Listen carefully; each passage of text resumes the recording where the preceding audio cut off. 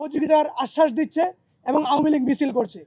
আমি বাংলাদেশ ছাত্র অধিকার পরিষদের পক্ষ থেকে সরকারের প্রতি আহ্বান রাখতে চাই, যারা এই বাংলাদেশের মাটিতে নিষিদ্ধ সংগঠন আওয়ামী লীগ এবং ছাত্রলীগকে কার্যক্রম করার ক্ষেত্রে সহযোগিতা করবে, অবশ্যই তাদেরকে আইনের আওতায় আনতে হবে। যেহেতু মিডিয়াতে অলরেডি এসেছে, এই নেতাকে যেন অনতিবিলম্বে গ্রেফতার করে আইনের আওতায় আনা হয় এবং দেশের অন্য জায়গায় যেখানে যেখানে মিছিল হচ্ছে, মিটিং হচ্ছে, সেখানে আমি প্রত্যাশা রাখবো আইন শৃঙ্খলা বাহিনীর উপর যেন সরকার কঠোর হয়, যেন তারা আসলে কি করছে। দেশের নানা জায়গায় দেখছি চট্টগ্রামে অনেক জায়গায় গ্রেফতার করা হচ্ছে, কিন্তু গ্রেফতার করার আগে তারা এত বড় মিছিল কিভাবে করে? এখানে তো সরকারের রাষ্ট্রীয় বাহিনীর অবশ্যই ব্যর্থতার দায় নিতে হবে।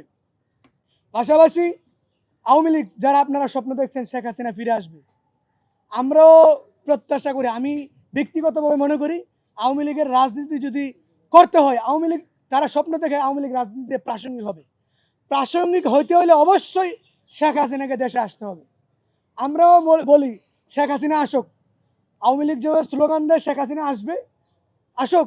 তার যদি সাহস থাকে, তার আসার মাধ্যমে সে আইনের মুখোমুখি হোক, আইনের মুখোমুখি হয়ে সে যদি রাজনীতি করার সুযোগ পায়, কিংবা সে আইনের প্রতি শ্রদ্ধা রেখে তার বিচার হবে, বিচার প্রক্রিয়ার মাধ্যমে আওয়ামী লীগ বিশুদ্ধ হওয়ার পরে আওয়ামী লীগের রাজনীতি হতে পারে। এ ব্যাপারে আমাদের কোনো দ্বিমত নাই। সেই জায়গা থেকে আমাদের প্রত্যাশা থাকবে শেখ হাসিনার যারা কর্মী আছে, আপনারা তার পক্ষে মিছিল মিটিং করার আগে তাকে বলেন আপনি দেশে আসুন।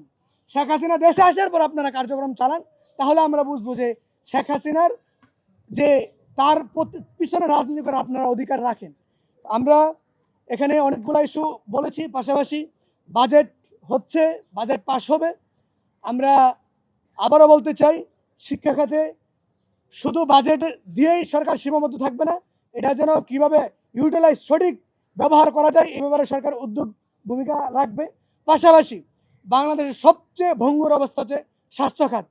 এখানে বিশেষ করে সরকারি হসপিটালগুলা